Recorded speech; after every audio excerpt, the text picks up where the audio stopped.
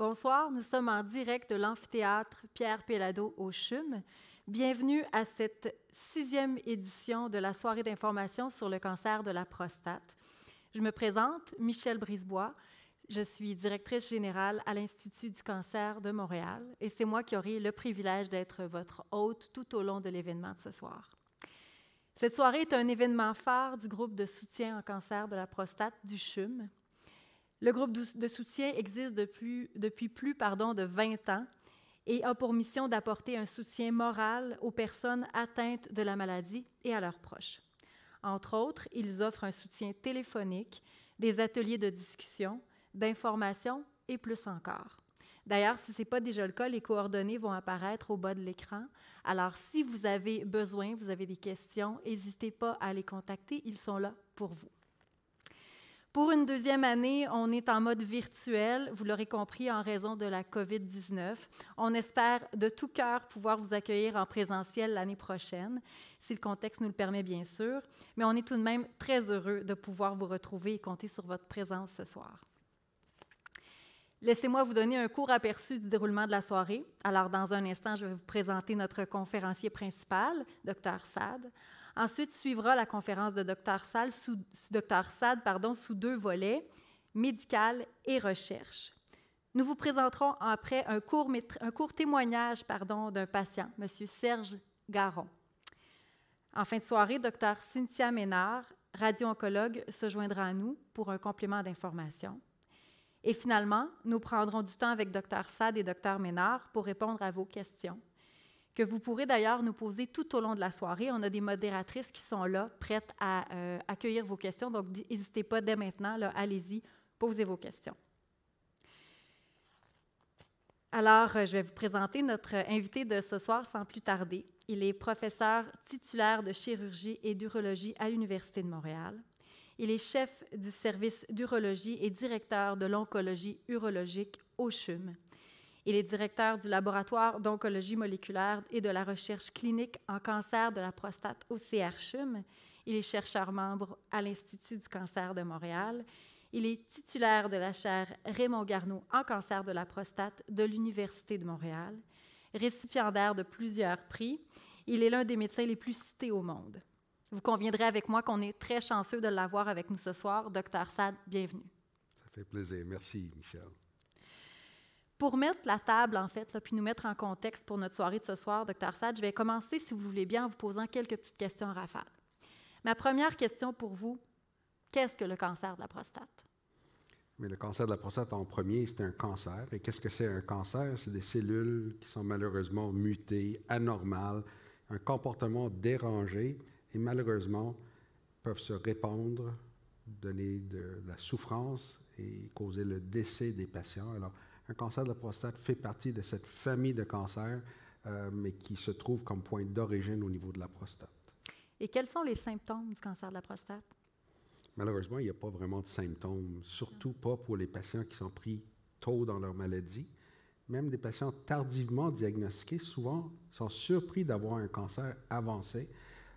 Alors, c'est d'où l'importance, comme on va parler dans la présentation, de se faire vérifier si on espère trouver le cancer à un stade où on peut guérir. Et puis, donc là, je comprends que les symptômes, il n'y en a pas, donc c'est difficile d'avoir des indices à cet égard-là, mais quels sont les facteurs de risque du cancer de la prostate?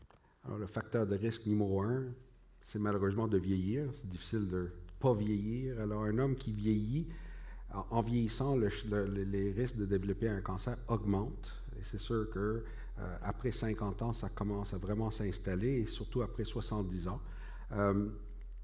Avoir des habitudes de vie un peu comme on a en Amérique du Nord, avec beaucoup de gras animal, semble augmenter le risque de cancer de la prostate et cancer du sein. Il y a certaines études qui suggèrent que la race peut jouer un rôle. Alors, la race afro-américaine ou noire sont plus prédisposées à faire des cancers de la prostate et un pourcentage ont un gène qui les prédispose. Et étonnamment, un des gènes, c'est exactement le même que pour le cancer du sein, le BRCA. Alors, ces patients-là sont beaucoup plus à risque de développer un cancer de la prostate et de développer un cancer malheureusement très agressif, d'où l'importance de connaître notre histoire familiale et aussi les gènes dans notre famille, si c'est connu. Et s'il y a plusieurs cancers de la prostate dans la famille, nos risques augmentent. Et s'il y a beaucoup de cancers du sein, dans une famille aussi, le risque augmente. Donc, le facteur d'hérédité a une importance ici. Absolument. Là. D'accord. Bien, écoutez, ça met bien la table. Je pense que ça va être très intéressant de vous entendre, Dr. Sad. Je vous donne un instant pour vous préparer pour la première portion de votre conférence. Le temps de dire à nos gens de vous réitérer, en fait, qu'on est en Facebook Live. Donc, vous avez l'occasion de poser vos questions. On est là pour vous. N'hésitez pas donc à poser vos questions. Nos modératrices sont là pour accueillir vos questions. Et un peu plus tard, bien, ce sera notre devoir d'y répondre le mieux possible. Donc, Dr. Sad, sans plus tarder, je vous cède la parole pour la première portion de votre conférence. Si je pourrais avoir mes diapos, je vais... Alors, c'est sûr que essayer de résumer le cancer de la prostate en quelques minutes est une impossibilité. Je vais donner les grandes lignes et c'est sûr que des gens qui veulent avoir plus d'informations, j'encourage fortement d'aller au site web du groupe de soutien où il y a un livre sur le cancer de la prostate que j'ai coécrit, qui peut aider à mieux comprendre. Et il y a beaucoup d'informations aussi de patients qui ont passé par cette maladie. Alors, en entrée de jeu, il faut comprendre que le cancer de la prostate demeure de loin le cancer le plus fréquemment diagnostiqué chez les hommes au Canada. 24 000 diagnostics en 2020. Malheureusement, 4 200 hommes sont morts de cancer de la prostate. Ça en fait à peu près le même nombre d'hommes qui sont morts de cancer de la prostate que des hommes qui meurent de cancer colorectal. Vous voyez que dans les courbes, heureusement, on voit une baisse de mortalité. Cancer du poumon, ça se comprend, les gens fument moins. Mais le cancer colorectal et le cancer de la prostate ont baissé grâce aux avancées des traitements qu'on peut offrir. Mais en gros, 1 homme sur 7 aura un diagnostic de cancer de la prostate dans sa vie et malheureusement, 1 homme sur 28 va malheureusement en mourir. Alors, comment est-ce qu'on fait le diagnostic? Très brièvement, pour ceux qui sont dans le processus à essayer de se faire examiner, le toucher rectal demeure un outil important pour voir s'il y a un nodule au niveau de la prostate, une induration qui peut suspecter un cancer de la prostate, et en combinaison, un test sanguin qui s'appelle le PSA ou l'antigène prostatique spécifique en français est essentiel parce que malheureusement, il y a beaucoup de cancers qu'on ne peut pas palper, qu'on ne peut pas sentir à l'examen physique. Le PSA nous permet de détecter les cancers plus précocement et nous permet aussi de faire le suivi des cancers une fois diagnostiqués et traités. Plus récemment, on a introduit de l'imagerie. La résonance magnétique a été quelque chose qui était en développement depuis des années. Et cette année, même ici au Québec, on a fait partie d'un comité par le ministère pour suggérer d'utiliser la résonance magnétique pour essayer de savoir est-ce qu'il y a possibilité de cancer chez quelqu'un qui a une prise de sang un peu élevée et savoir où aller viser pour trouver le cancer. Et de l'autre partie, si la résonance magnétique est totalement normale, pour certains hommes, on peut peut-être éviter de faire des biopsies de la prostate. Ultimement, le diagnostic se fait par une échographie quand on va voir la prostate et, en même temps que l'échographie, faire un prélèvement. Parce que le diagnostic se repose sur un prélèvement que le pathologiste va analyser pour dire oui ou non, il y a un cancer. Mais au-delà de savoir si on a un cancer ou pas, il faut grader l'agressivité du cancer. Alors, on le grade de 1 à 5, 1 étant à peu près normal et 2 aussi, et on ne considère plus ça comme des cancers, mais le grade 3, 4, 5 montre que le cancer devient de plus en plus agressif, de plus en plus à risque de se répandre. Et quand on parle de score de Gleason, c'est parce que la prostate n'est pas nécessairement homogène comme cancer, mais on va additionner les 2 caractères qu'on peut identifier. Alors, le score va nous donner des scores de 3 plus 3, 3 plus 4, 4 plus 3. Et l'importance de ça se révèle dans ce graphique, que plus que le score est élevé, malheureusement, moins qu'on a des chances de complètement guérir un patient qui est diagnostiqué. D'où l'importance d'essayer de le trouver précocement. Mais même dans les pires scénarios, les Gleason, le score 9 ou 10, même si souvent on ne peut pas guérir, on peut maintenir les patients pour plusieurs années. Mais c'est important de savoir cancer ou pas et quelle sorte de cancer qu'on a à traiter pour aider aux patients de prendre la décision thérapeutique. S'ajoute au grade, c'est le stade, jusqu'à où le cancer s'est répandu. Est-ce qu'elle est encore limitée à la prostate, un stade 1 ou 2, ou est-ce qu'il a commencé à sortir de la prostate, un stade 3, est-ce qu'il commence à toucher les ganglions ou aller dans les os ou ailleurs dans le corps, et c'est là où le cancer a plus ou moins de risques, malheureusement, de causer le décès des patients. Une fois qu'on a fait le diagnostic, mais là, on peut catégoriser les patients. Alors, à l'intérieur des patients qui sont nouvellement diagnostiqués, on a des cancers de bas risque. Alors, si votre PSA est en bas de 10, que le score de glycine est 6, et qu'il n'y a pas plus qu'un tout petit bosse ou rien de tout quand on palpe la prostate, ça, c'est un bas risque. Et ça, c'est des gens qui sont à très faible risque d'avoir des métastases ou d'en mourir de leur cancer de la prostate.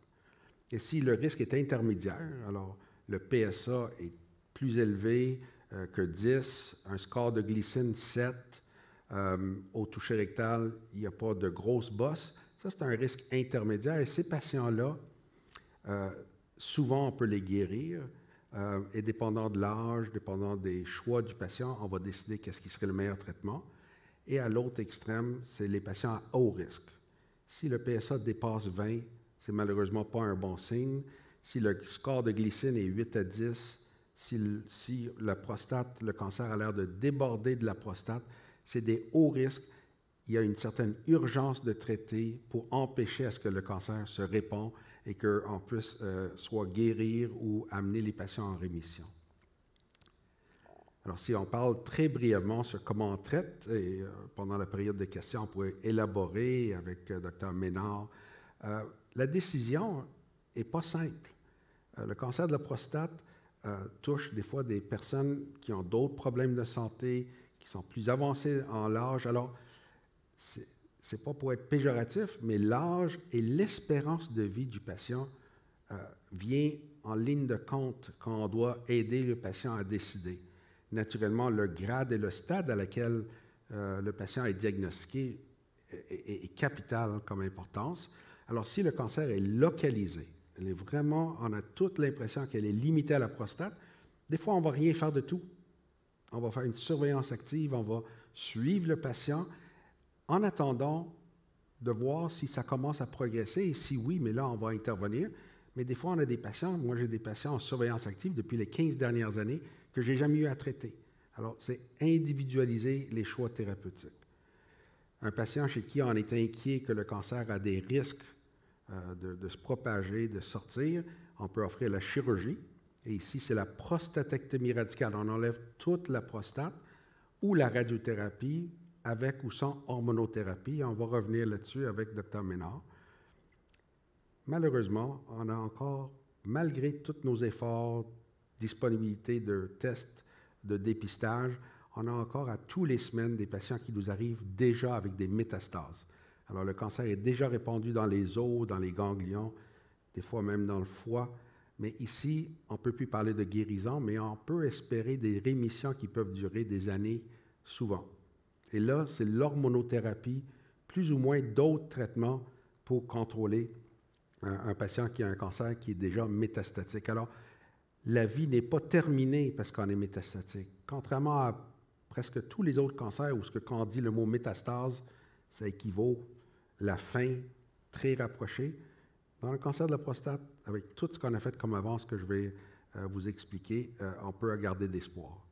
Alors, pour un patient qui a un cancer localisé chez qui on décide que la chirurgie est une bonne option, on peut la faire avec la main ou on peut la faire avec l'aide d'un robot.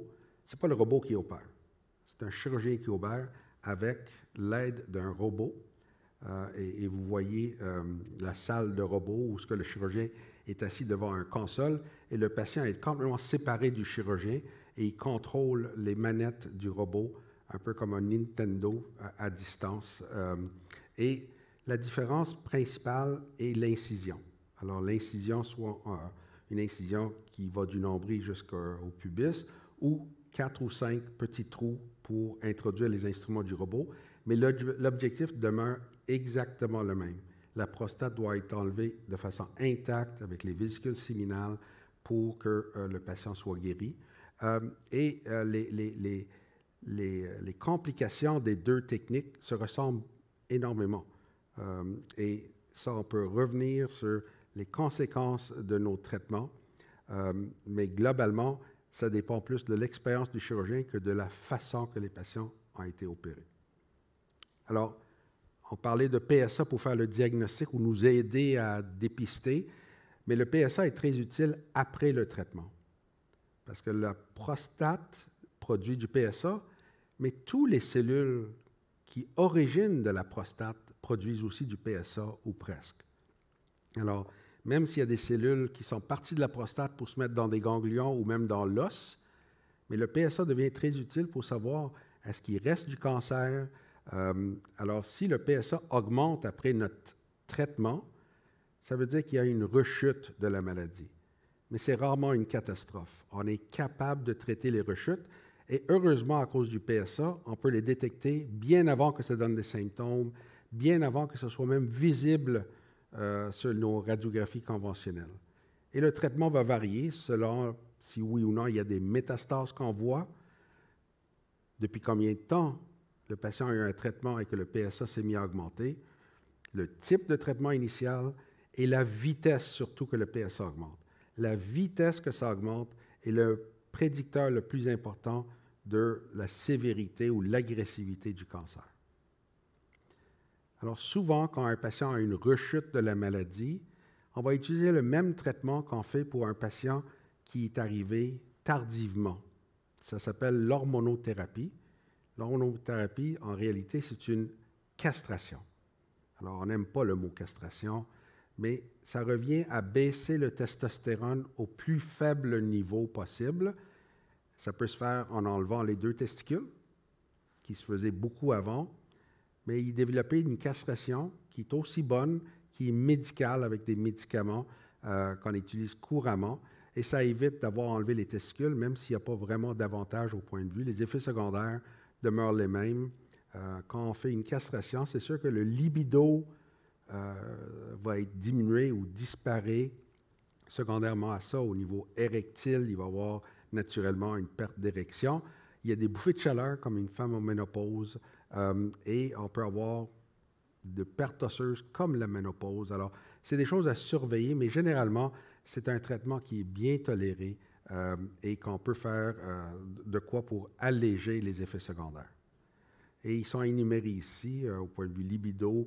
Fatigue est une plainte. Le testostérone donne de l'énergie. Quand il baisse, les gens se plaignent de fatigue. Et le meilleur traitement pour la fatigue, c'est l'exercice. C'est de bouger.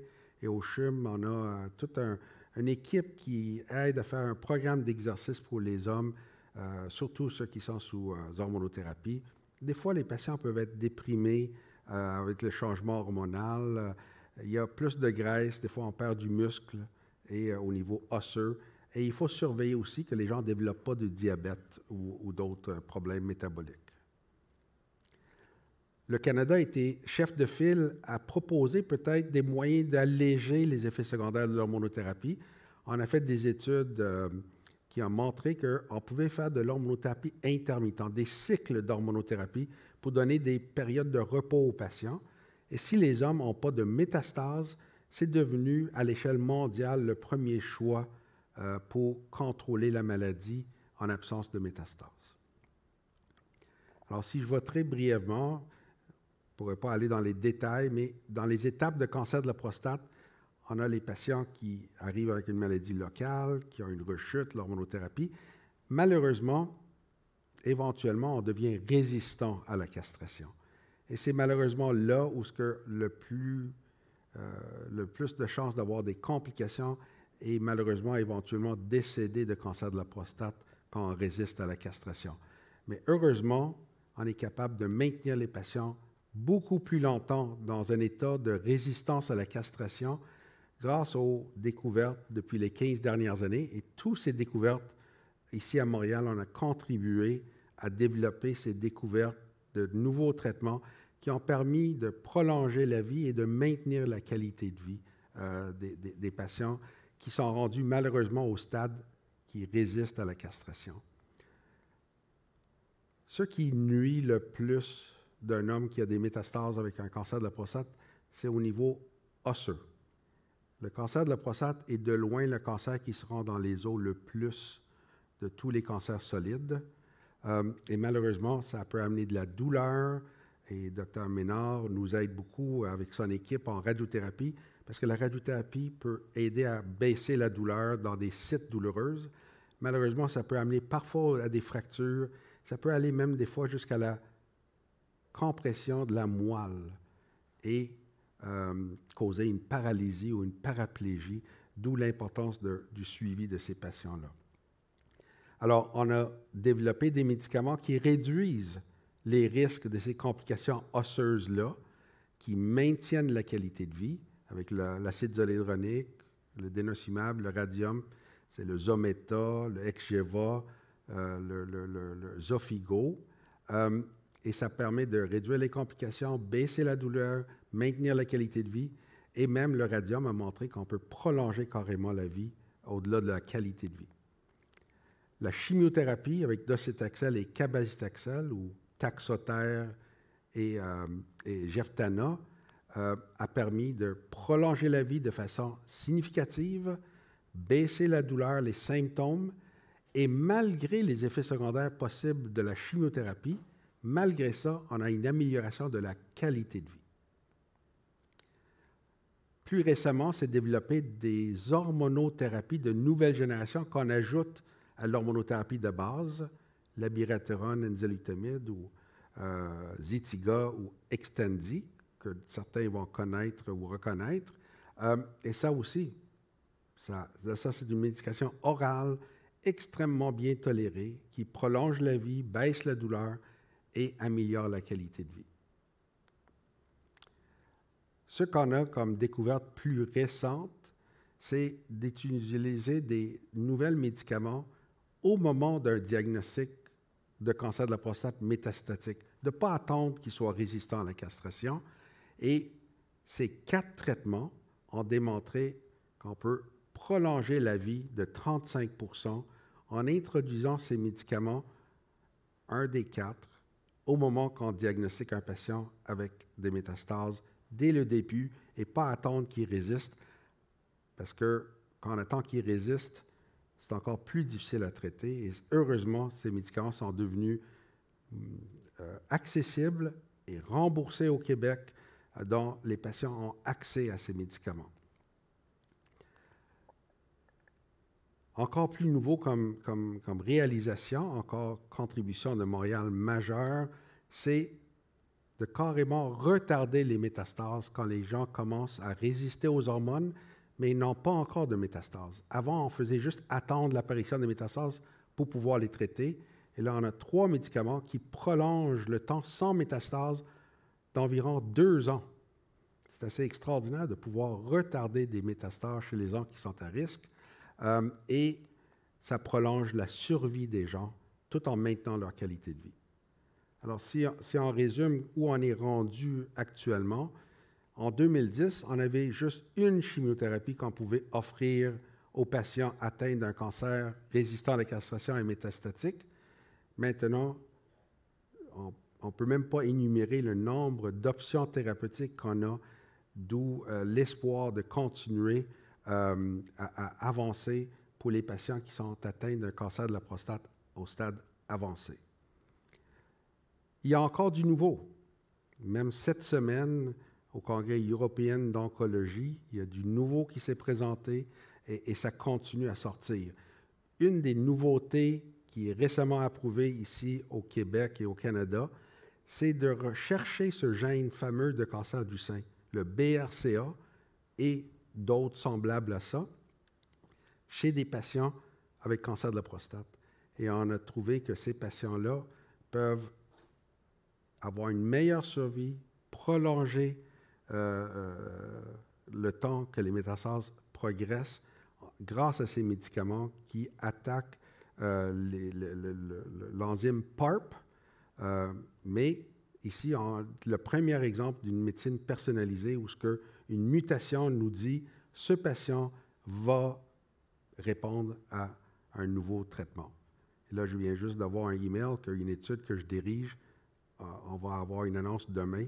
Malgré le fait que je le dirige, je ne sais pas les résultats, mais si on m'envoie un email en urgence, c'est parce que les nouvelles devraient être très bonnes en combinaison avec ce genre de médicaments et une hormonothérapie de nouvelle génération.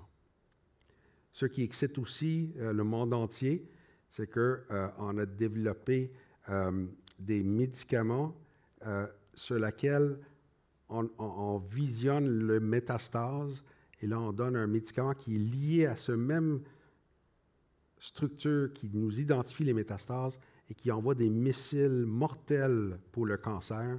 Et pour certains patients, ça peut être miraculeux. Comme vous voyez, ce patient, toutes les taches noires, c'est des métastases. Et vous voyez, après quelques semaines, les métastases baisser et après ça, carrément disparaître au bout de certains traitements. Et on a un patient qui a eu ce traitement-là, qui est en rémission depuis 2 ans, et il y avait eu 6 traitements différents avant d'être rendu là. Alors, en conclusion, et dans ce bref résumé, le dépistage peut sauver des vies. La recherche continue pour mieux décider qui et comment traiter. Le traitement du cancer de la prostate localisé, quand on peut être pris à temps, le taux de guérison est plus de 90 %. Le traitement du cancer de la prostate avancé, qui malheureusement la cause de la souffrance et de la mortalité, a vu des avancées spectaculaires et on est en train tranquillement de rendre une maladie mortelle en maladie chronique, où ce qu'on apprend à vivre avec, au lieu de dire qu'on va mourir à cause d'eux, semblable au diabète et à d'autres maladies qui étaient anciennement totalement mortelles. L'HIV est un bel exemple d'une maladie qui était mortelle à 100 %, qui est devenue une maladie chronique avec laquelle on peut vivre.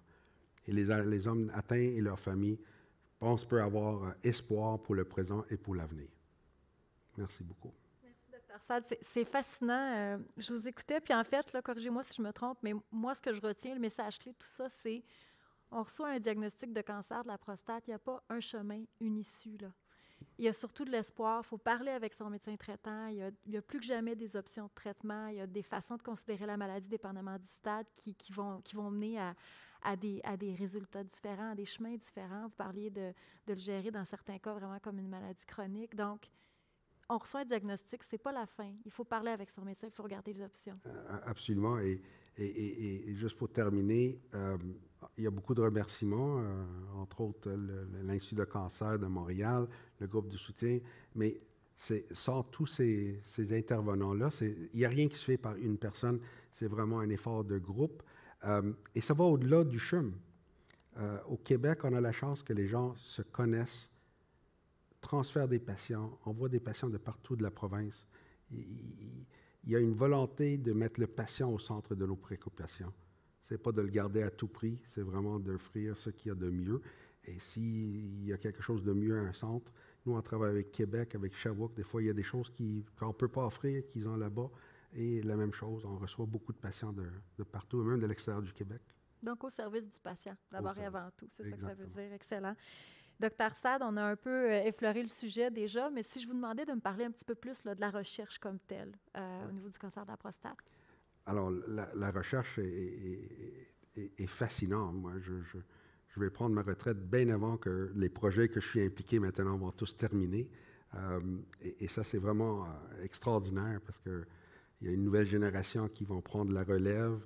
Mais là, actuellement, un des problèmes qu'on a en cancer de la prostate, c'est qu'on donne un traitement à la fois. On n'a pas encore développé des combinaisons de traitements.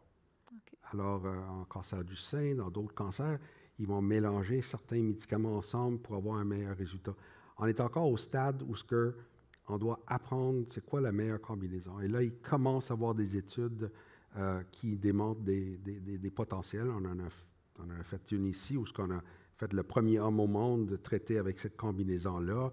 Et après ça, on a fait la phase 3 pour vraiment le faire sur 1000 patients. Et les résultats vont être publiés le mois prochain. Mais c'est une des premières combinaisons de prolonger la vie sans progression. Et là, il y a d'autres qui ont été présentés cette semaine où ce qui combinent des hormonothérapies que je parlais de nouvelle génération avec la chimiothérapie, qui semble être mieux que donner un ou l'autre tout seul. Alors, on commence à pouvoir peut-être donner des cocktails qui vont nous donner encore plus que ce qu'on a quand on va de un à l'autre, un après l'autre. Alors, la combinaison est vraiment un effort maintenant d'une grande envergure. Il y a plusieurs études, mais chaque fois qu'on fait une étude, on peut penser que c'est simple, mais c'est des années de temps. Parce qu'il faut faire la combinaison versus un traitement, et nos traitements tout seuls vont bien. Alors, ça prend souvent 5-6 ans avant qu'on ait le résultat. On aimerait tous avoir le résultat la semaine prochaine, mais heureusement, ça prend 5-6 ans. Dans d'autres cancers, ils ont des résultats en 6 mois parce que les gens meurent tellement vite. En cancer de la prostate, heureusement, ça nous prend 5, 6, 10 ans pour avoir des résultats parce que nos traitements sont bons et on cherche à les améliorer. On ne part pas de zéro. Et ça plaît à l'esprit, comme vous avez vu. Avant, on attendait à la bout de la ligne pour introduire des traitements. Là, on les rapproche de plus en plus tôt et on voit que les effets sont amplifiés. Mais il faut faire la preuve parce que naturellement, ça coûte plus cher, on prend des médicaments plus longtemps. Alors là, on commence à prendre des médicaments qui sont très actifs tardivement et les amener de plus en plus tôt dans la maladie pour essayer de faire vraiment de la prévention et guérir un jour des gens qu'on considère incurables actuellement. Absolument. On entend beaucoup en recherche médecine personnalisée. Hein? On entend ce terme-là beaucoup. D'ailleurs, c'est un des angles de recherche de nos chercheurs au niveau de l'Axe Cancer du Centre de recherche du CHUM. La médecine personnalisée, ça se traduit comment en recherche en cancer de la prostate? Oui, c'est encore embryonnaire. Mais la preuve que c'est possible, c'est les études où ce qu'on visait des gens avec une mutation de la réparation de l'ADN. C'est un peu comme ça que ça s'appelle. Alors, quand on parle de BRCA, le gène de Angelina Jolie, qui se faisait enlever les 2 seins parce qu'elle avait ce gène-là. Alors, ça existe pour le cancer de la prostate, ce gène-là. Heureusement, on n'est pas rendu à avoir besoin d'enlever une prostate en prévention parce qu'on a le PSA. Oui. Alors, quelqu'un qui a ce gène-là, on peut dire, OK, mais lui, il est à risque, on va le suivre de proche pour que si ça apparaît quelque chose, on va pouvoir le traiter quand ça va arriver. Alors, on ne fait pas de la prévention, mais si malheureusement il y a des métastases et qui a progressé après les traitements qu'on a, maintenant on peut lui offrir un médicament qui vise cette mutation-là et qui prolonge de façon significative la survie des gens. Alors, c'est 15% des hommes qui ont ce gène-là quand ils sont métastatiques. Alors, pour ces 15%-là, mais là, on travaille pour les 85 autres %. Est-ce qu'il y a des choses qu'on pourrait faire de façon plus précise? Et on fait beaucoup d'études avec des biomarqueurs qu'on est en train d'apprendre. Un marqueur qui nous permet de prédire à quel médicament le patient va répondre pour être le plus approprié possible.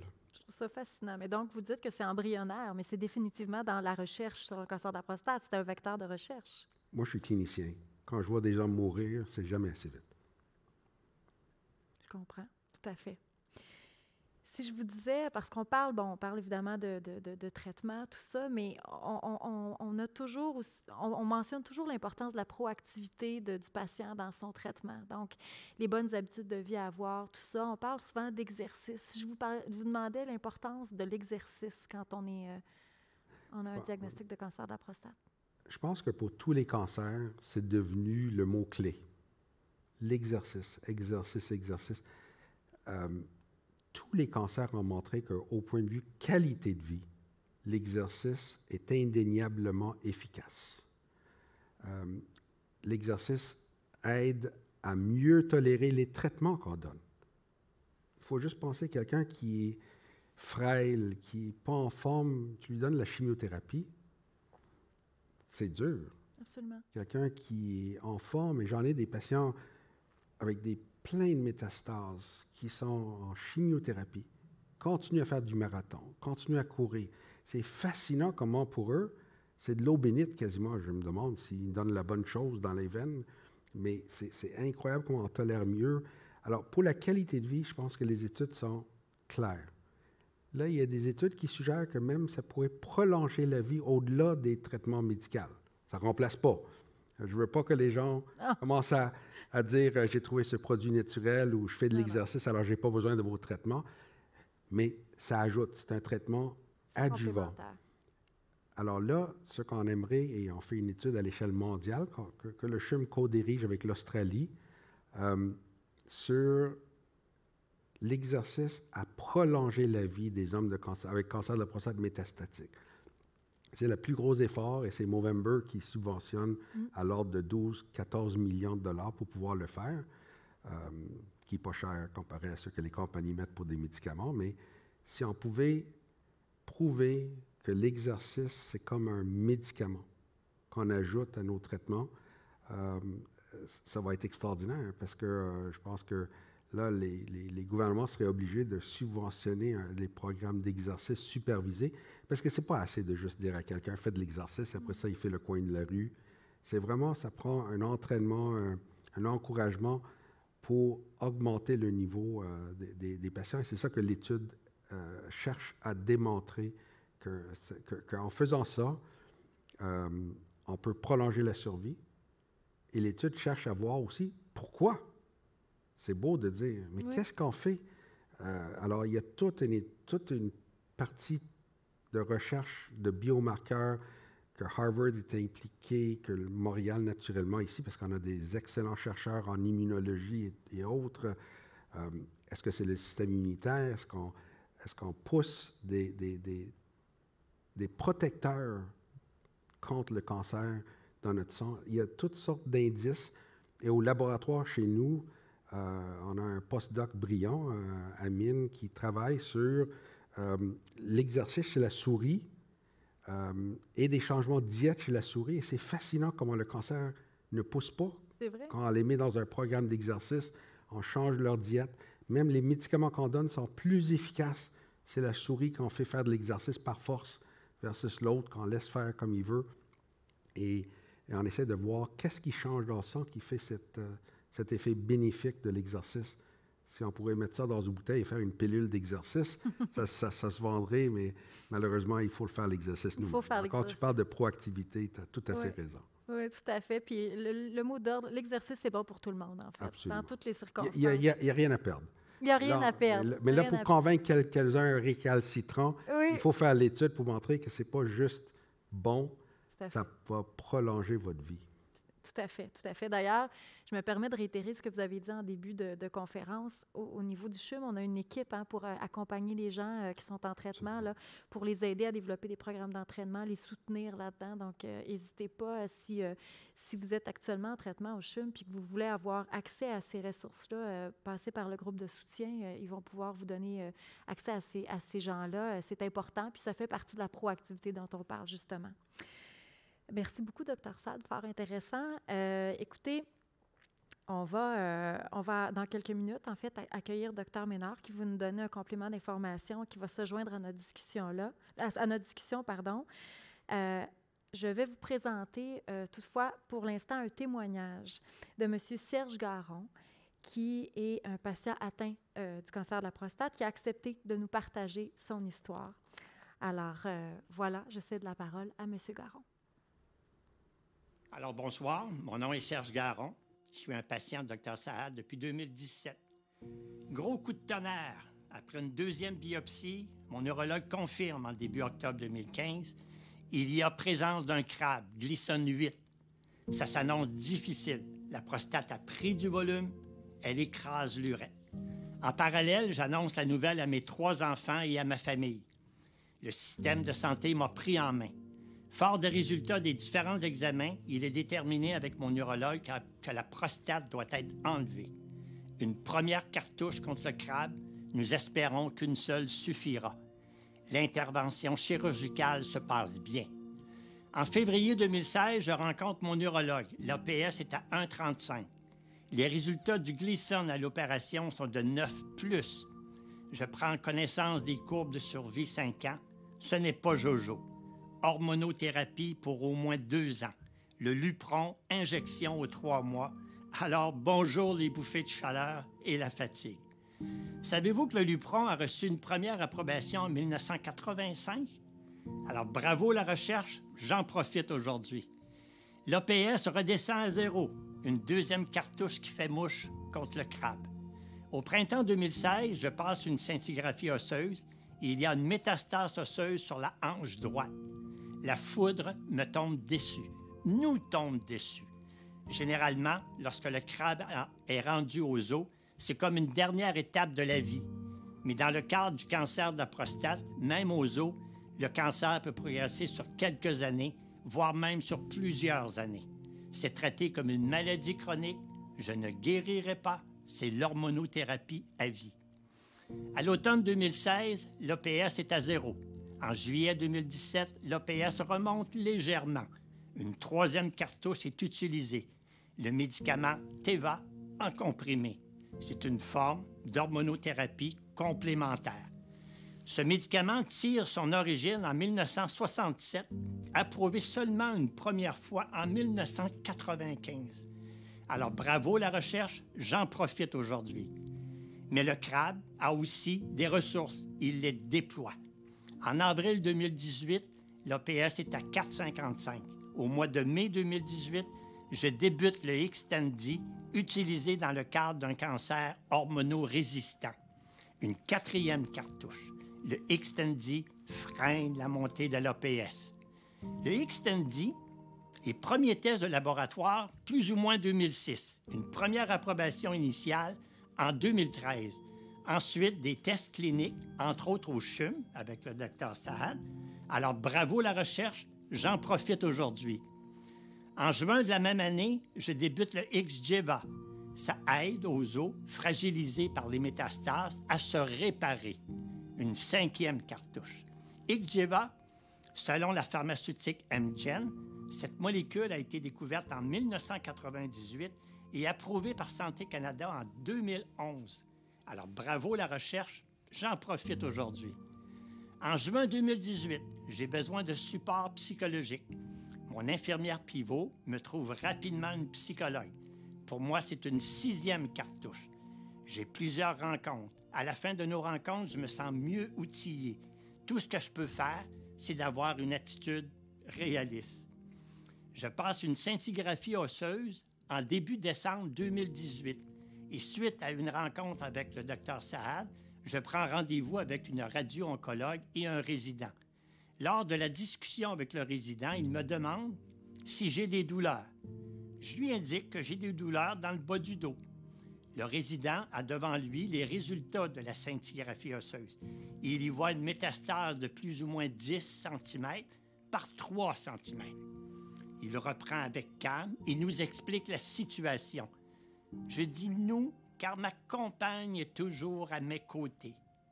L'OPS est à seulement 5,38, mais le crabe fait des dégâts, de gros dégâts. Ça demande de l'artillerie supplémentaire. 5 séances de radiothérapie sont prévues à titre palliatif. C'est une 7e cartouche. Tout se passe très bien, presque pas d'effets secondaires. Les techniciennes sont aux petits oignons avec moi et ma compagne. À la fin avril 2019, l'OPS retombe à 0,31. Les radio-oncologues ont développé par différents programmes de recherche un haut degré de précision. Ils visent presque essentiellement la tumeur. Alors bravo la recherche, j'en profite aujourd'hui. Pendant que je profitais du moment présent, le crabe ne chômait pas dans sa recherche de moyens de survie. L'OPS monte en janvier 2021. Il est à 4,49. Pour moi, à 4, il fait des dégâts. Alors, en février 2021, je débute une chimiothérapie avec comme molécule le cabazitaxel. Ce sont 10 traitements aux 3 semaines jusqu'au 2 septembre 2021. Le PSA redescend jusqu'à 1,32, une 8e cartouche qui fait mouche. Cabazitaxel, approbation par Santé Canada 2019. Un petit peu plus, puis je ne pouvais pas l'utiliser. Alors, bravo la recherche, j'en profite aujourd'hui. Qu'est-ce que j'ai fait depuis l'été 2015? Depuis plus de 6 ans, hormis le temps de la COVID, j'ai été actif. Nous avons été actifs. Nous avons voyagé beaucoup. J'ai fait de la moto. J'ai pêché le poisson jusqu'au Nunavik. J'ai visité ma mère au CHSLD souvent, très souvent. J'ai effectué des travaux importants au chalet, à la maison, fait du ski de fond, du patin. J'ai sorti mon trombone, fait du vélo, de la marche, beaucoup de marche. J'ai rencontré des amis, j'ai observé la vie. Je ne me suis pas ennuyé. Je suis occupé. La recherche génère de nouveaux médicaments beaucoup plus rapidement. Le nerf de la guerre, ce sont les fonds disponibles. Chaque maladie est importante pour la personne qui la vit. Les programmes de recherche créent de grands espoirs concernant les hommes atteints d'un cancer de la prostate. Les fonds ne sont pas faciles à obtenir car la cagnotte globale est limitée. Les campagnes de financement prennent tout leur sens. Alors bravo la recherche, j'en profiterai demain et beaucoup d'autres hommes aussi. En terminant, le docteur Saad m'indiquait que mon dossier est un beau cheminement dans lequel on retrouve de l'espoir et du temps de qualité avec les traitements appropriés. Alors j'ai essayé, tout en présentant l'évolution et les cartouches utilisées, démontrer que la vie continue. J'ai utilisé très souvent le « je », mais je ne crois pas avoir pu vivre tout cela sans le support de ma compagne de vie, mon amoureuse et de mes enfants. Je dois vous parler aussi d'anges. Ce sont les personnes que j'ai rencontrées qui m'ont aidé, qui m'ont expliqué, traité, conseillé, expliqué de nouveau selon l'évolution du crabe. Alors, merci à toutes ces personnes et à vous tous, bonne fin de soirée. Alors, bonsoir, mon nom est Serge. Merci, M. Garon, pour ce témoignage très touchant. Je crois savoir que vous êtes avec nous à la maison, donc vraiment, nous sommes très reconnaissants là, que vous ayez accepté de livrer votre histoire. Je vous ai trouvé très touchant, très inspirant. Merci beaucoup. Vous l'aurez remarqué, on a une nouvelle invitée avec nous, donc Dr Cynthia Ménard, radio-oncologue, professeure et chef du département de radio-oncologie au CHUM. Bienvenue, Dr Ménard. Alors, vos activités de recherche visent à améliorer l'individualisation de la radiothérapie par le biais du développement, de la validation et de l'application clinique des techniques. Lors de votre présentation, vous aborderez entre autres les traitements et la recherche pour mieux cibler la radiothérapie et à l'aide d'imagerie de nouvelle génération. C'est bien ça? Excellent. Alors, écoutez, merci de votre présence et puis sans plus tarder, je vous cède la parole.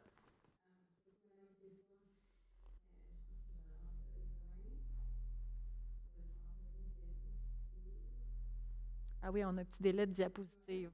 On appelle ça les petits techniques.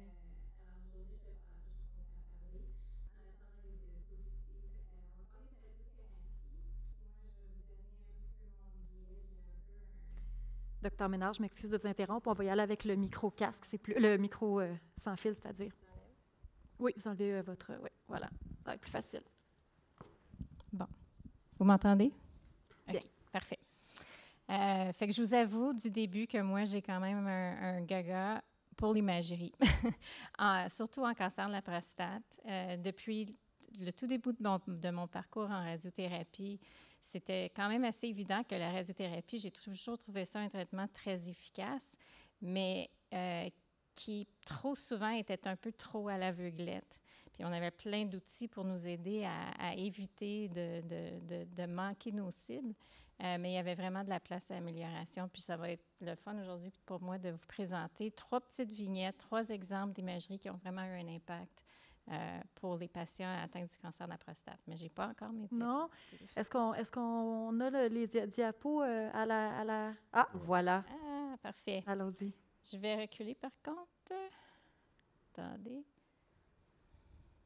Oui, OK, on va commencer là. Fait que 3 vignettes. À gauche, CBCT, en anglais, ça veut dire Cone Beam CT, mais c'est le genre d'imagerie par tomographie qu'on peut obtenir sur la machine de traitement. Alors, la machine de traitement, ça s'appelle un accélérateur linéaire. Puis non seulement il traite, mais il peut aussi acquérir des images. Puis pouvoir faire les deux en même temps a un peu changé la donne au point de vue de notre habilité de bien traiter les patients et d'améliorer les résultats. Fait que ça va être la première petite vignette. La deuxième, ça va être la résonance magnétique. Et puis ça, je vais vous donner une petite histoire aussi. Ce qu'on voit, c'est que la résonance magnétique, même si ça fait depuis les années 80 que ça existe, c'est plus dernièrement qu'on comprend qu'on peut bien visualiser la tumeur dans la prostate. Puis, Dr. Saad a déjà mentionné son outil pour bien guider les biopsies, mais c'est quand même maintenant un outil qui nous aide à mieux cibler la dose de radiothérapie. Okay. Puis, en troisième lieu, on va parler de TEP. TEP-CT et TEP-CT avec un radiotraceur de nouvelle génération qui s'appelle PSMA. Alors, voilà les 3 vignettes qui s'en viennent. Alors, si on commence avec CBCT, cette publication-là, ça date de 2005. Puis, ça a causé un petit remous, je dirais, en radiothérapie. On montrait que si on avait beaucoup de gaz dans le rectum au moment de la planification de radiothérapie, ici un patient qui est planifié, qui a un scan avant sa radiothérapie pour bien prévoir les champs et les doses, s'il y avait beaucoup de gaz, les résultats au point de vue de survie sans récidive biochimique étaient beaucoup moindres que pour les patients qui n'avaient pas de gaz. Là, tu te poses la question, mais pourquoi ça n'a rien à voir? Du gaz dans le rectum avec l'efficacité de la radiothérapie, mais c'était un indicateur que si la prostate bougeait parce qu'il y avait beaucoup de gaz, on risquait de la manquer, puis de ne pas bien traiter la prostate. Puis ça, c'était vraiment le catalyseur pour développer l'imagerie sur la machine pour s'assurer qu'en fait, on ne manquait pas la prostate d'une journée à l'autre. Puis il faut vraiment remercier les équipes en France qui sont allées un pas plus loin. Vous allez voir, c'est le même auteur de Courvoisier qui a fait l'étude en 2005 à MD Anderson. Il est retourné en France puis il a posé la question directement. Est-ce qu'on fait l'imagerie tous les jours versus une fois par semaine? Est-ce que ça fait une différence au point de vue de la survie sans récidive? Et il a répondu à la question catégoriquement oui. Les patients survivaient plus longtemps sans récidive biochimique s'il y avait de l'imagerie à tous les jours pour s'assurer qu'on ciblait bien la prostate. Alors ça, c'est la première belle histoire de comment est-ce que amener de l'imagerie dans la salle et de bien s'acharner à bien cibler le cancer peut faire la différence. Là, on va passer à la résonance magnétique. Vous allez, je pense, constater qu'il y a pas mal plus de détails dans une résonance magnétique que dans une imagerie de scan. Puis le détail se décrit surtout de où la maladie est concentrée. On appelle ça l'endroit dominant ou l'endroit déterminant, où la plupart des cellules cancéreuses sont en densité importante. En sachant ça, l'équipe de la Hollande ont publié cette année, 2021, la première étude randomisée qui comparait un traitement standard qui, jusqu'à maintenant, était toujours une dose homogène à travers la prostate. Maintenant, au lieu de donner une dose homogène, ils donnaient un surdosage à la région où il y avait du tumeur. Et on a démontré catégoriquement un avantage de survie sans récidive à 3 ans et à 5 ans. Et en fait, on attend très prochainement une nouvelle publication avec un indice qui aurait peut-être un impact au point de vue de la survie sans métastase. Wow! Fait que juste ce petit changement-là, qui n'est pas si petit, mais qui est vraiment outillé par la présence de l'imagerie, notamment la résonance magnétique, on a vu l'impact à ce niveau-là. Fait que ça, c'est la deuxième belle histoire. Puis là, ça m'amène à la troisième belle histoire. Ça, c'est la plus nouvelle des sources d'imagerie qu'on a. C'est une imagerie par émission de positrons. Alors, c'est un radiotraceur qui est injecté, qui est spécifique au cancer de la prostate et qui s'accumule dans les îlots de cancer qu'on peut capturer à une caméra qui fait une image pancorporelle. Dans l'image que je vous montre ici, il y a un îlot dans la colonne vertébrale et dans une côte. Puis on peut bien les trouver, puis ça a été démontré d'être beaucoup plus performant en diagnostic au point de vue de bien trouver l'étendue de la maladie en dehors de la prostate. Alors, qu'est-ce que ça fait, ça, pour un radio-oncologue? Bien, c'est certain que si on pense qu'on peut la voir mieux, on peut sûrement la cibler mieux. C'était exactement ça que l'étude américaine cette année a démontré. Ces résultats-là ont été présentés à l'Astro l'an passé, publiés cette année dans le Lancet 2021. Ils utilisaient un radiotraceur différent, de plus vieille génération, Puis malgré le fait qu'ils utilisaient un traceur moins performant, dans le contexte d'une radiothérapie de rattrapage après prostatectomie, ils ont démontré un avantage de survie sans récidive quand la radiothérapie est aidée par l'imagerie. Pendant le même temps, nous, ici au CHUM, on a fait une étude préliminaire. Il y a 253 patients qui ont été randomisés entre 2018 et 2020.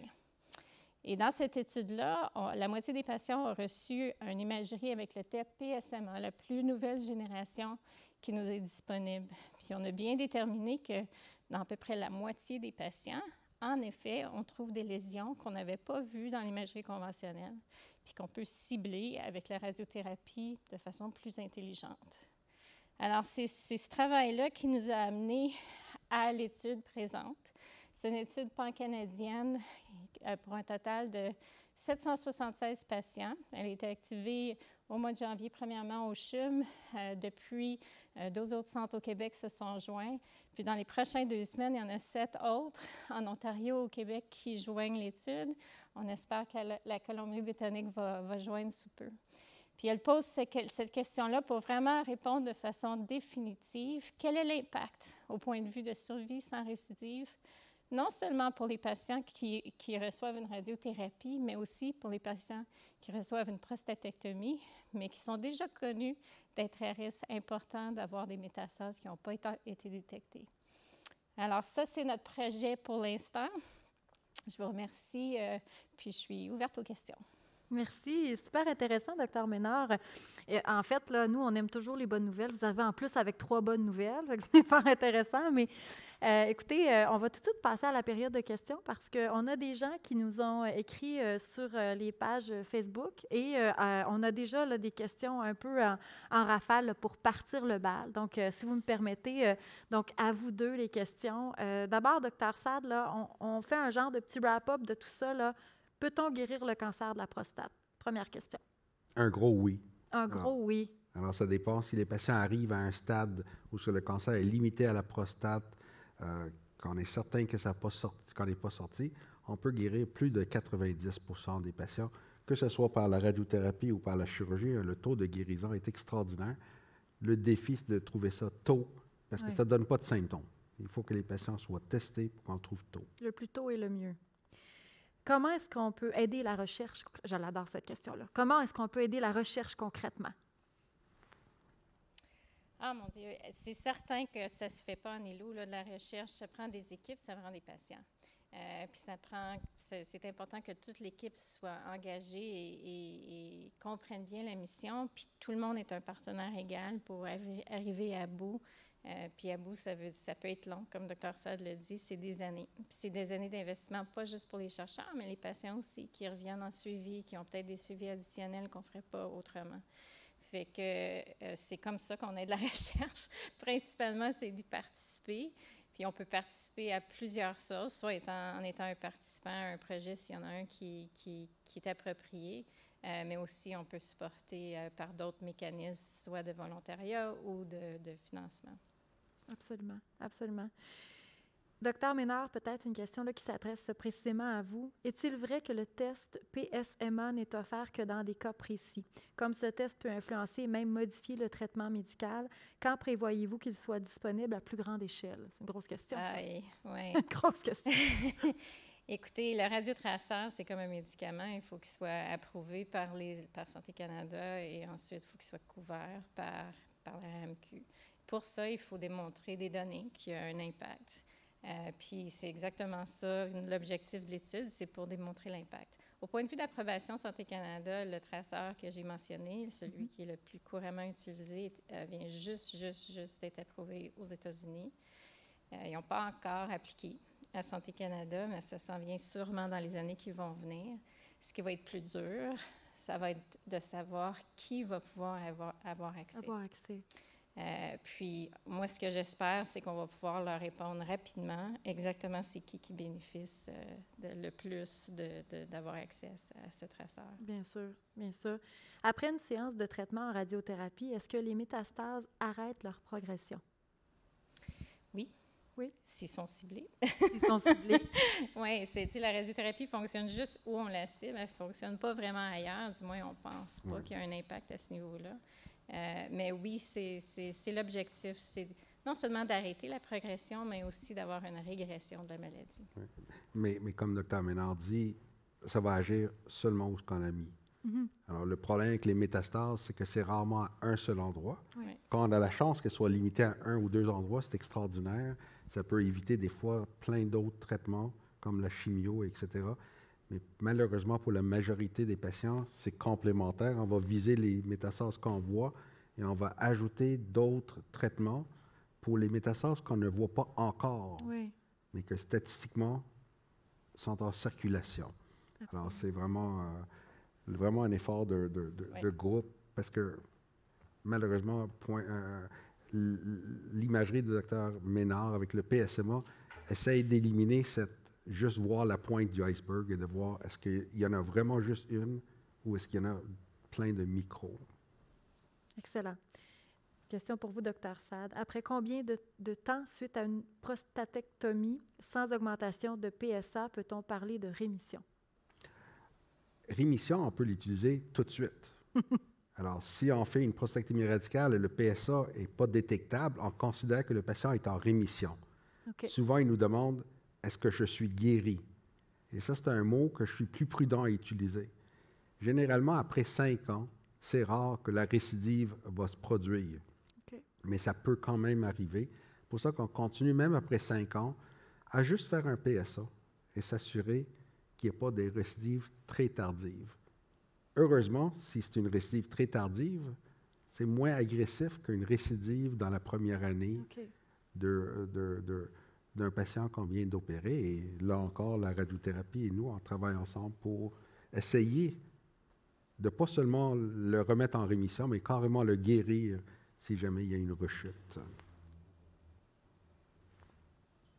Ah, on me dit, Dr Ménard, pour que la prochaine intervention, juste de parler un peu plus fort dans le micro, on vous entend moins bien. On me chuchote ça à l'oreille.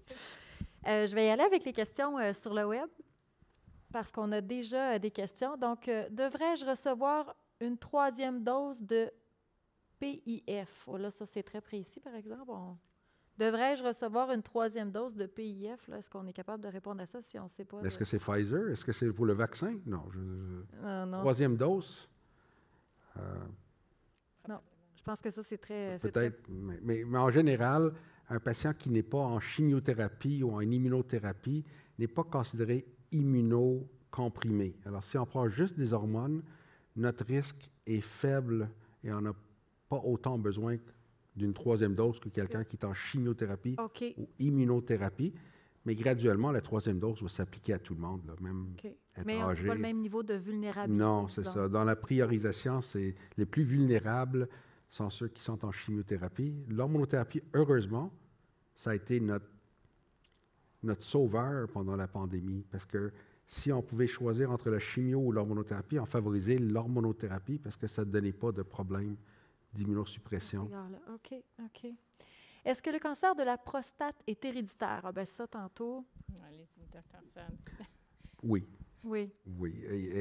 Il y a dans les familles, il y a une certaine hérédité, mais c'est difficile de faire la part des choses.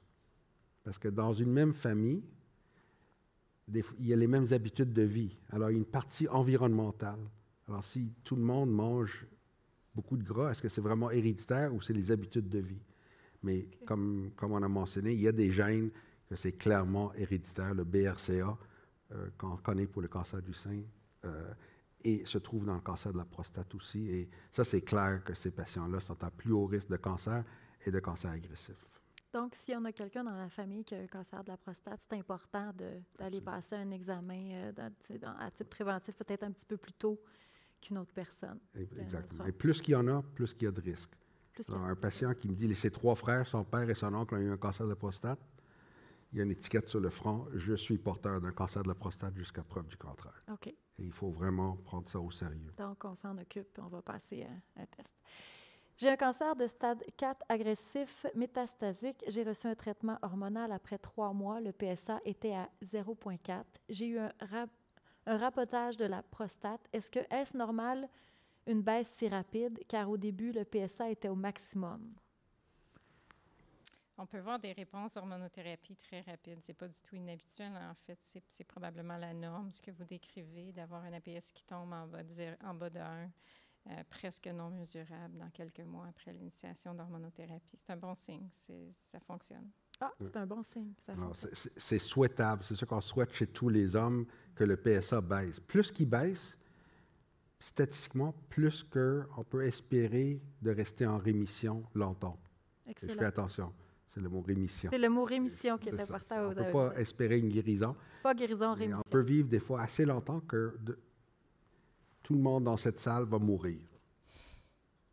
Alors, la mort est inévitable. La mort est inévitable. Alors, là, c'est la course entre le cancer de la prostate et de mourir de d'autres choses. Et absolument. c'est pour ça qu'on encourage les hommes de faire attention à leur cœur, parce que c'est encore plus mortel que la plupart des cancers de la prostate. Comme on le disait, dans certains cas, ça devient une maladie chronique qu'on traite. Puis tout à fait. Il faut s'occuper de pas juste la prostate. Absolument. J'en profite, d'ailleurs, j'ai oublié de vous dire, là, on va essayer de passer vraiment en rafale toutes les questions qu'on a sur le web. On a aussi des questions qui nous avaient été envoyées là, quand les gens se sont inscrits pour assister à la soirée de ce soir. Donc, on va essayer de faire le mieux possible avec le temps qu'on a, mais sachez que si on n'a pas l'occasion de répondre à votre question, on va y répondre après la soirée de ce soir. Donc, tout le monde aura réponse à sa question. Si ce n'est pas ce soir, ce sera dans un deuxième temps, mais soyez assurés qu'on va donner suite. Alors, une autre question qui vient du web. Est-ce que les problèmes urinaires fréquents et quasi incontrôlables sont un signe d'un cancer à venir? Je prends actuellement du tamsulosine. Excusez-moi, tamsulosine. Oui, tu as bien commencé. Oui, c'est bien, merci beaucoup. Alors, non. Non. Non, c'est un signe d'hypertrophie bénigne de la prostate. OK. Qui est très fréquent, le vieillissement est le facteur principal. L'hypertrophie bénigne de la prostate n'est pas une prédisposition au cancer. Mais c'est vrai que si le patient a des symptômes, plus souvent on va trouver un cancer. Parce qu'il y a plus de possibilités, il va être plus inclin à consulter. OK. Le problème qu'on a, c'est les gens qui n'ont pas de symptômes, Et qui se disent « je n'ai pas de symptômes, il n'y a pas de problème », c'est eux autres qui nous les taux. Alors, il n'y a pas de données, en fait, ça a été déterminé comme juste des symptômes de cancer. Ce n'est pas un cancer. Excellent. Je vais avec une question qui nous a été posée à l'inscription. Y a-t-il une limite d'âge à la chimiothérapie?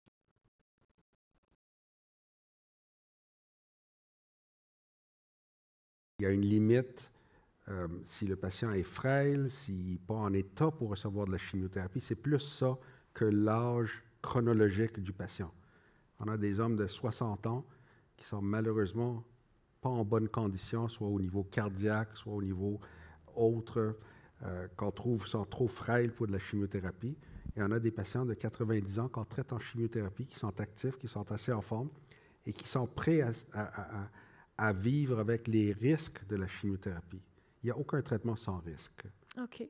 OK. Une question qui s'adresse peut-être à vous deux. À partir de quel niveau d'APS doit-on commencer l'hormonothérapie s'il y a récidive après une prostatectomie radicale ou une radiothérapie de rattrapage? Ça, c'est pas une question facile. Je pense que c'est pas autant le chiffre absolu que le débit. Combien rapidement que l'APS est en croissance. Si le débit double aux 3 mois, on n'attendrait peut-être pas que ça monte si haut avant d'intervenir avec une hormonothérapie. Mais par contre, si le débit est très, très, très lent sur des années, c'est pas du tout la même histoire, puis on est beaucoup moins pressé d'intervenir. On peut intervenir beaucoup plus tard. Oui. Dr. Saad? Non, absolument. Et c'est vraiment de comprendre l'agressivité du cancer, c'est la vitesse que le PSA monte. C'est sûr qu'on va faire un examen pour être sûr qu'il n'y a pas de métastase. Mm-hmm. Alors, s'il n'y a pas de métastase, on est en train de traiter une prise de sang. Le docteur Ménard va dire que si on faisait une meilleure imagerie, peut-être il y avait quelque chose qu'on pourrait traiter avec la radiothérapie. Elle a tout à fait raison, parce que des fois, quand ça monte lentement, c'est justement l'opportunité pour le docteur Ménard de peut-être éviter l'hormonothérapie et traiter le site qui est responsable de cette augmentation. Et c'est là-dessus qu'elle travaille très fort pour essayer de nous aider, de peut-être Mais si ça monte très rapidement, c'est sûr que c'est l'hormonothérapie et des fois même plus que l'hormonothérapie parce que ça témoigne d'un cancer qui se propage vite. Entendu. On me parle d'un traitement deuxième génération et un traitement de radiothérapie en 5 séances. Est-ce que ce traitement... Excusez-moi, je recommence. Est-ce que ces traitements vont baisser mes douleurs de façon importante? Est-ce que le cannabis en liquide est efficace pour la douleur? J'assume qu'on parle de douleurs osseuses plutôt que douleurs de la prostate. Écoutez, en osseux, les doses qu'on a toujours données pour soulager la douleur étaient toujours en 5 fractions. Maintenant, on commence à donner des doses plus élevées pour les patients qu'on pense qui ont une espérance de vie plus longue pour que le contrôle de la douleur soit plus durable. OK. Cannabis. J'ai pas de bonne réponse spécifique au scénario qui a été décrit. C'est certain qu'il y a de la littérature plus générale pour la douleur du cancer avancé. Je dirais que c'est surtout un outil qui est utilisé plus tard en combinaison avec d'autres stratégies de contrôle de douleur qui sont considérées plus première ou même deuxième ligne. Okay. C'est tout ce que je pourrais dire à ce niveau-là. Oui. Et le cannabis fonctionne chez certains. Moi, j'en prescris pas. Je réfère à des gens qui sont plus habitués. Mais on a vu des patients qui disaient que ça les a aidés beaucoup et d'autres qui ont dit que ça les a empirés, qui ont eu des nausées, qui n'étaient pas bien. Alors, ça varie. Et ça varie des fois avec les traitements qu'on donne. Ah. Il y en a avoir la chimiothérapie, ça a aidé. Avec la chimiothérapie, la combinaison n'était vraiment pas bonne. Alors, je pense que c'est des choses à discuter. Mais quand on a l'option, on peut faire traiter la cause que d'essayer de le camoufler. Bien sûr. Alors, si on peut donner avec la radiothérapie un site qui est douloureux, l'hormonothérapie de nouvelle génération, c'est parce que j'assume que là, on est rendu résistant à la castration. Mais ça va traiter la cause au lieu de le camoufler. Au lieu de masquer la douleur. Quel est le rapport du cancer de la prostate avec les problèmes d'éjaculation? Alors, le problème d'éjaculation, quand on opère quelqu'un pour un cancer de la prostate, on enlève la prostate. Alors, il n'y a plus de prostate, il n'y a plus de vésicule séminale, il n'y a plus de liquide qui peut sortir. Alors, il n'y a pas d'éjaculation, mais on peut avoir un orgasme qui est extrêmement satisfaisant. Parce que ce n'est pas les mêmes nerfs qui donnent l'érection et l'orgasme. Okay. Et l'orgasme n'a pas besoin d'une éjaculation pour être satisfaisante. C'est une sensation supratentorielle, c'est au niveau cérébral. L'éjaculation est un effet secondaire de l'orgasme nécessaire pour avoir des bébés. Mais ce n'est pas l'éjaculation qui procure cette sensation que les gens recherchent. Donc, une autre question qui est posée ici, là, il est possible, après un diagnostic de cancer de la prostate, d'avoir une vie sexuelle active, satisfaisante? Absolument. Oui.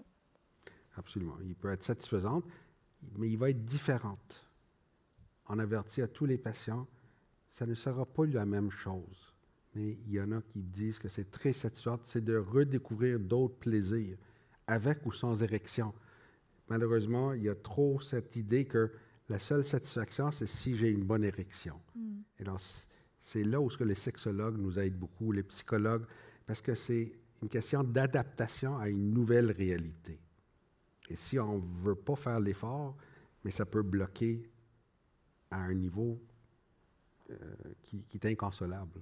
Absolument. Et quand on peut régler cette partie-là, mais drôlement, des fois, les érections s'améliorent. Ah oui. Puis vous parliez, tantôt, on a évoqué l'importance d'équipes multidisciplinaires. Là. On parlait d'exercice, vous avez mentionné sexologue. Si on a besoin, puis ces gens-là sont là aussi pour nous, pour apprendre à développer les bonnes habitudes, puis de connaître les bons trucs, puis tout ça. Là. Et dans nos équipes, on a des sexologues spécialisés en oncologie. C'est pas... Ils connaissent la maladie. Là. On a vraiment une chance d'avoir vraiment des équipes extraordinaires qui travaillent avec nous. Tout à fait. Excellent. Je poursuis avec les questions du web. Tous ces traitements sont-ils offerts dans d'autres hôpitaux qu'au CHUM? À Maisonneuve-Rosemont, par exemple, ont-ils les mêmes traitements que les traitements qu'on offre au CHUM pour le cancer de la prostate? Les traitements qu'on a mentionnés dans la présentation sont disponibles partout au Québec. Il y a certaines choses qu'on fait en recherche ou qui sont très spécialisées, qui peuvent être limitées au CHUM, Mais les traitements de base sont offerts partout. Ce qui n'est pas encore approuvé ou ne sera pas accessible nécessairement partout. Mais il y a certaines choses... Oui, du côté de radiothérapie, la qualité des soins de radiothérapie à l'échelle de la province sont excellents. Fait que c'est pas vrai que vous allez avoir des meilleurs soins ou une meilleure technique de radiothérapie d'un centre à l'autre. La distinction, c'est vraiment au point de vue d'accès à des protocoles de recherche qui va varier. OK, j'entends. La période moyenne d'efficacité de l'hormonothérapie avant la résistance à la castration médicamenteuse, quelle est-elle? Ça dépend d'où on part. Alors, si on part d'un patient qui a juste une récidive de PSA, qui n'a pas de métastase, la résistance à la castration en moyenne a pris 10 ans dans les études qu'on a faites. Alors, ils peuvent rester sensibles longtemps. OK. Si on va avec quelqu'un qui arrive d'emblée avec plein de métastases, malheureusement, c'est moins qu'1 an pour la moyenne. Et c'est d'où l'importance de tous les nouveaux traitements qu'on a ajoutés à l'hormonothérapie si un patient a des métastases quand il se présente chez nous. Ça a permis de prolonger cette période sans résistance beaucoup plus longtemps. Excellent. Je poursuis avec nos questions des gens à la maison. Mon médecin m'a fait prendre un IRM et on a trouvé que la grandeur de ma prostate était le double de la normale, mais pas de cancer. Je suis sur le Flomax en ce moment. Est-ce bon signe? Oui. Oui. La résonance magnétique, elle ne peut pas démontrer des petits îlots microscopiques, mais elle peut certainement montrer des tumeurs. Puis s'il n'y a pas de tumeur, c'est toujours un bon signe. C'est toujours un bon signe. S'il y a lieu d'avoir de la maladie, elle est certainement pas très avancée. Okay. Elle n'est pas visible à la résonance magnétique. Ça, c'est bon signe. Bon. Excellent. Excellente nouvelle. Je voudrais faire de l'exercice, mais mes douleurs m'en empêchent. Que faire?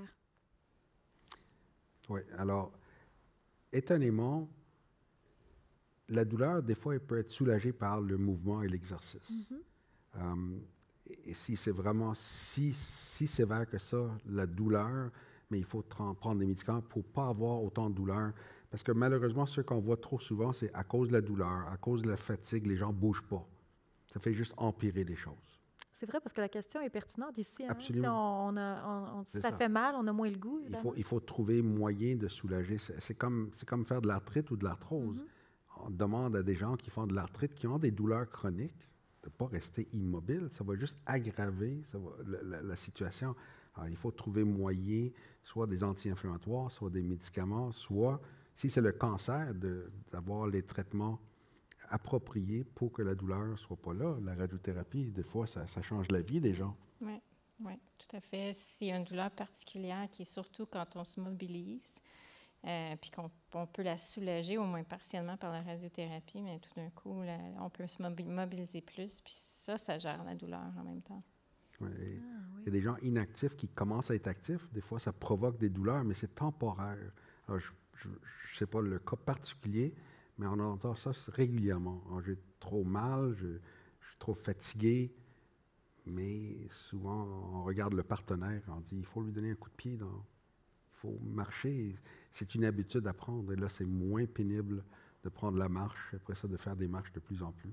Absolument. Puis je répète, en fait, qu'on a des gens au CHUM pour aider. Hein? Donc, il y a des programmes d'exercice qui peuvent être mis en place, adaptés. Adaptés, c'est le mot. Donc, on n'a pas de raison, en fait, de s'empêcher de trouver le bon exercice qui nous convient. L'important, c'est de bouger. Et c'est étonnant comment l'exercice, on disait pour la forme physique et tout, mais au point de vue mental, au point de vue fatigue, au point de vue cognitive, au point de vue diabète, au point de vue hypertension, il y a tellement de bienfaits qu'on ne peut plus passer à côté. On ne doit pas s'en passer. Excellent. Est-ce possible, si on est traité dans un hôpital de la Rive-Nord, de demander à avoir un deuxième avis au CHUM avec Dr Sad ou l'un de ses collègues? Non. Non. Oui. Oui, absolument. On est là pour... Et souvent, aujourd'hui, j'en ai eu 4 deuxièmes opinions. Et je les rassure que ce qui était fait était la bonne chose et que... Et des fois, ça prend des fois juste d'être rassuré que les choix... Et la radiothérapie font souvent des deuxièmes opinions. Ils retournent les patients sur la rive nord ou la rive sud. On travaille très prochement en équipe avec eux. Puis souvent, ça sécurise les patients de savoir qu'en effet, là, on est là pour travailler en équipe. Des fois, on les soutient. Des fois, on fait juste dire « go ». Des fois, on en apprend en même temps qu'eux. Il n'y a pas de problème avec ça. Là. Et à l'autre extrême, on a souvent des deuxièmes opinions pour savoir si vraiment il n'y a plus rien à offrir. Ouais. C'est une discussion difficile, mais je sens un soulagement dans la salle de la famille du patient. OK, là c'est vrai, c'est pas parce qu'on n'est pas capable de m'offrir quelque chose et ça fait un peu la boucle. Et des fois, ils ont besoin d'être assurés que même aux États-Unis, même ailleurs, on n'a rien à envier à nulle part dans le monde. Et des fois, les patients ont besoin de savoir que c'est pas parce qu'ils n'étaient pas à Boston ou à New York ou à Paris ou à Londres qu'ils sont en train de mourir. On peut les rassurer qu'on a vraiment ce qui est prouvé. Des protocoles, il y en a des tonnes. Mais des fois, on a besoin de savoir une deuxième opinion, pas juste de savoir si notre choix de traitement, mais de savoir qu'il n'y a plus de traitement. Et d'avoir une certaine sérénité. Parce que malheureusement, on continue à avoir des patients qui meurent à tous les semaines de cancer de la prostate. Je trouve ça très important ce que vous êtes en train de dire. Je peux très bien comprendre que comme patient ou comme proche, on veut sentir qu'on est allé au bout de nos questions, Exact. au bout de ce qu'on pouvait, nous, comme patients, aller chercher comme ressources pour avoir les bonnes réponses. Donc, Oui, et des fois, je dois demander aux patients, est-ce que vous faites ça pour vous ou pour votre famille? Parce que je dis aux familles, des fois, lâchez. Il a le droit de décider qu'il ne veut plus de traitement. C'est des fois la famille. C'est difficile, mais importante.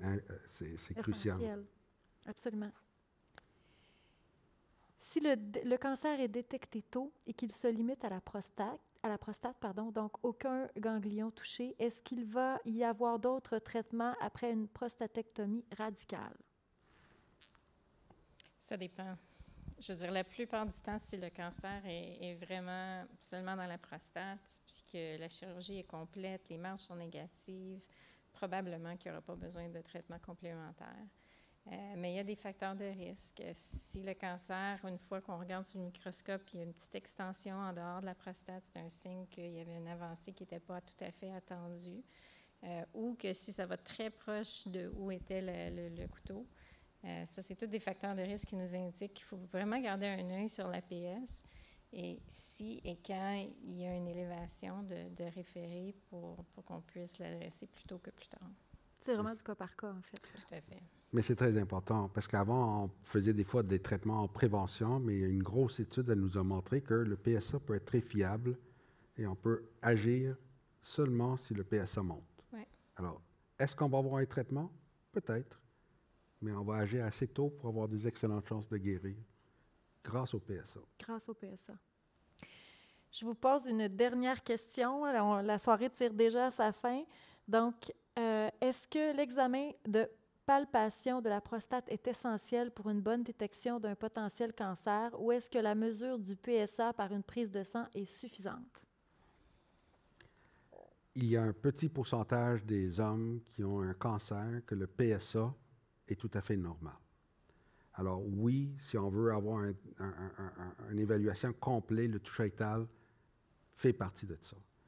Si vous me demandez entre les deux, laquelle est plus importante, de loin le PSA est plus important. Le PSA est le plus important. Mais si on néglige le toucher rectal, et malheureusement pendant le COVID avec la télémédecine, il y a des touchés rectaux qui n'ont pas été faits, PSA qui avait l'air pas si pire, mais on a trouvé des cancers régressifs. Alors, si c'est possible, j'encourage les hommes d'avoir au moins une fois un bon toucher rectal pour être sûr. Après ça, le PSA est très fiable. Mais il y a des cancers qui ne produisent pas beaucoup de PSA ou il peut avoir un cancer agressif qu'on a manqué avec seulement un PSA. Donc, le mieux, c'est la combinaison des La combinaison demeure l'idéal. On n'a pas encore éliminé, malgré tous les souhaits des hommes, le toucher rectal fait partie. Écoutez, ça passe beaucoup trop vite. On est déjà à la fin de notre soirée. Je vous réitère à la maison que si on n'a pas eu l'occasion de répondre à votre question, ne soyez pas inquiets. C'est sûr qu'on va donner suite aux questions qui ont été posées à la fois en Facebook Live, à la fois à l'inscription. Donc, et je vous réitère également que vous pouvez faire appel au groupe de soutien en cancer de la prostate du CHUM. Donc, je vous invite également à rester à l'affût puisqu'il y a une capsule d'information qui sera diffusée très bientôt sur nos plateformes pour un complément d'information sur les bienfaits de l'activité physique. Donc, on en parlait, là, on en a parlé à plusieurs reprises ce soir, l'importance de l'exercice. Donc, par notre kinésiologue Guillaume Bastarache. Donc, ça va suivre. Restez à l'affût de nos médias sociaux. Dr Saad, Dr Ménard, merci infiniment de votre présence ce soir. C'était fort intéressant. Toujours, moi, je ferais ça toutes les semaines. J'ai assez aimé ça, je recommencerai à chaque semaine. Je tiens à remercier également les gens qui étaient évidemment à l'écoute ce soir. Si vous n'avez pas eu le temps de poser vos questions, là, je viens de vous dire qu'on allait y répondre, mais c'est encore le temps de les poser, là, même après la fin. N'hésitez pas, faites-le. N'hésitez pas non plus à aller vers le groupe de soutien. Je tiens à remercier tous les commanditaires de la soirée sans qui cette soirée-là ne serait pas possible. Donc, AbbVie, Amgen, Astellas Pharma, Bayer, Sanofi, pardon, je pense que j'ai de la misère, Sanofi et Tercera Canada. Et écoutez, il ne me reste qu'à vous céder la parole peut-être, Dr Saad, si vous voulez dire un petit mot avant qu'on termine. Mais tout ce que je veux dire, c'est merci aux gens qui ont assisté ce soir. On espère que ça a été utile et je pense qu'on peut garder espoir grâce à toute la recherche qui se passe à l'échelle mondiale. Je pense qu'on peut avoir beaucoup d'espoir et continuer à vivre, comme M. Garon disait. Continuer à vivre, tout à fait. Merci également à l'équipe du CHUM, à l'équipe de l'Institut du cancer de Montréal. Merci à M. Claude Chicoine, instigateur de la soirée. M. Chicoine, je sais que vous êtes avec nous ce soir. Merci beaucoup de tout votre accompagnement encore cette année pour la réalisation de la soirée d'aujourd'hui. Vous étiez clairement avec nous en présence, en fait, là, dans nos esprits tout au long de cette journée jusqu'à ce soir. Et puis, évidemment, merci également aux bénévoles. Je vous souhaite à tous une très belle fin de soirée et je vous dis à l'année prochaine.